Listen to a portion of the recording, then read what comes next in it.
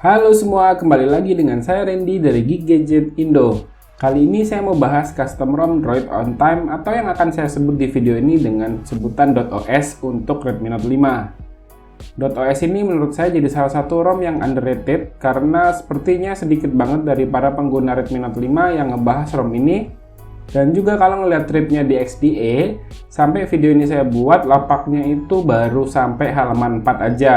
Padahal ini jadi salah satu ROM yang bisa bikin saya bertahan cukup lama nggak ganti-ganti ROM yang lain. Untuk .os yang saya pakai ini adalah versi 3.0 Android Pie dengan build tanggal 5 Februari. So artinya saat video ini saya buat, .os versi ini adalah yang paling update. By default, kernel yang dipakai di .os ini adalah Dub kernel, juga versi yang paling baru. Seperti biasa, untuk downloadnya cek aja di kolom deskripsi ya. Hal yang paling saya suka dari .os ini adalah user interface-nya. Secara umum sebenarnya tampilan .os ini khas ROM berbasis OSP, tapi .os ini punya beberapa perbedaan kecil yang justru ini menjadi hal yang unik dan juga berbeda dibanding custom ROM OSP lainnya. Apa aja sih yang bikin beda? Ayo langsung kita lihat. Kustomisasi di ROM ini sebenarnya nggak terlalu banyak kalau dibandingin dengan custom ROM seperti Havoc, Resurrection Remix, atau juga Liquid Remix. Kustomisasi tampilan icon pada menu settingnya itu lebih fresh, lalu ada icon dan nama pengguna di sisi kanan atas tampilan setting, serta icon baterai pada menu settingnya ini jadi hal kecil yang sebenarnya kalau dipikir-pikir ini nggak penting banget. Tapi justru ini jadi hal yang anti mainstream dan juga bikin .os ini berbeda dibanding dengan custom ROM OSP lainnya. Sementara pilihan kustomisasi tampilan lain yang dimiliki di ROM ini dapat kita temui di menu .extra. Pilihannya pun terbatas pada penggantian status bar, seperti ganti-ganti icon baterai, font jam, sama traffic bar. Buat yang udah nonton video saya sebelumnya mengenai setup tampilan di HP Redmi Note 5 saya, di situ saya udah bahas mengenai fitur smart bar di ROM .os ini. Di fitur smart bar ini kita bisa gonta-ganti icon navigation bar sesuai dengan selera kita. Oh iya, buat yang nanya atau udah kebiasa dengan fitur full gesture, tampaknya kalian harus abaikan ROM ini karena di .os ini nggak ada fitur full gesture-nya ya. Di ROM ini juga menyediakan 5 pilihan user interface seperti pada umumnya custom ROM lain. Tapi ada satu pilihan UI yang menarik perhatian saya, yakni .os Neo UI. Aksen-aksen perpaduan gradasi warna biru dan hijau pada tema .os Neo UI ini bikin saya nggak cepet bosan dengan tampilan HP di ROM ini. Untuk segi kameranya, di ROM ini menggunakan MIUI kamera yang versi portingan dan udah menggunakan fitur AI.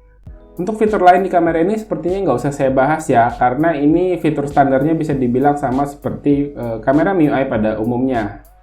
Mending langsung aja kita lihat hasil jepretan dari kamera di ROM.os ini.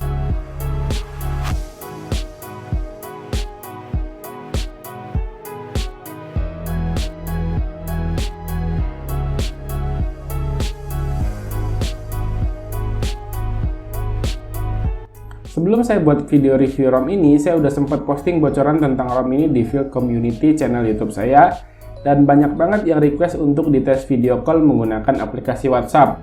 Coba kalian nilai sendiri hasil video call WhatsApp di ROM.os ini, apakah bagus atau tidak, patah-patah atau tidak, silahkan tulis pendapat kalian pada kolom komentar di bawah.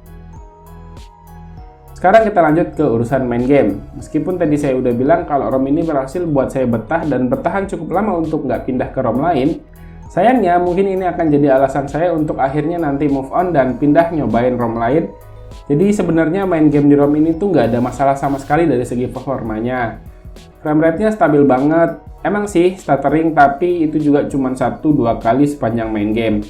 Di kondisi HP udah mulai anget pun, kalian bisa lihat sendiri di FPS counter di layar HP, game PUBG Mobile bisa stabil dimainkan pada 30 fps.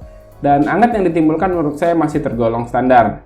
Masalahnya, kalau udah diajak main game begini, daya tahan baterai di ROM ini bisa saya bilang cukup boros. Yang mana baterai bisa bertahan sekitar 1 harian, tapi screen on time-nya itu nggak nyampe 5 jam. Hal ini berbeda jauh ketika HP dipakai buat main media sosial doang dan nonton YouTube doang. Baterai itu bisa bertahan 1,5 hari dengan screen on time sekitar 7 jam. Masalah kedua adalah durasi pengecasan di ROM ini saya rasa cukup lambat. Tapi sebenarnya ini masalah kecil sih, tinggal install modul eksternal via TWRP, boom, masalah selesai.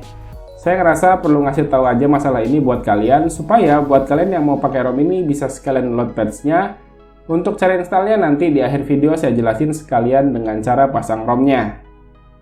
Kesimpulannya adalah menurut saya ROM ini punya kelebihan di user interface yang anti mainstream kalau dibandingkan dengan custom ROM OSP lainnya. Cuman sayangnya beberapa catatan dari saya di atas bisa jadi alasan buat kalian batal untuk install ROM ini. Semoga aja sih developersnya cepat bisa update masalah ini di update berikutnya. Oke, kalau gitu sekarang kita lanjut untuk cara installnya ya. Silahkan download 3 file yang ada di kolom deskripsi. Yang pertama itu ROM-nya, yang kedua Google Apps, dan yang ketiga eksternal untuk fix fast charger-nya. Terus langsung masuk ke TWRP. Di sini bisa pakai pitch black ataupun TWRP yang official. Kalian bisa sesuaikan.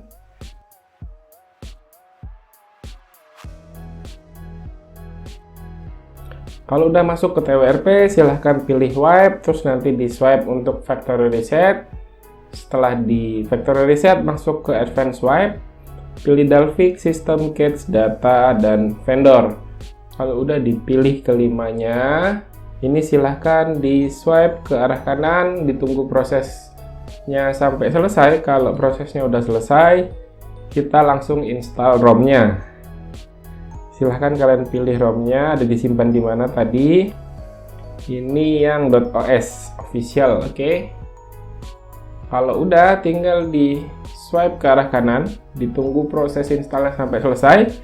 Kalau installnya udah selesai, sekarang kita install Google Apps-nya. Di sini saya bisa nyaranin untuk Google Apps-nya pakai yang nano aja ya, supaya ringan.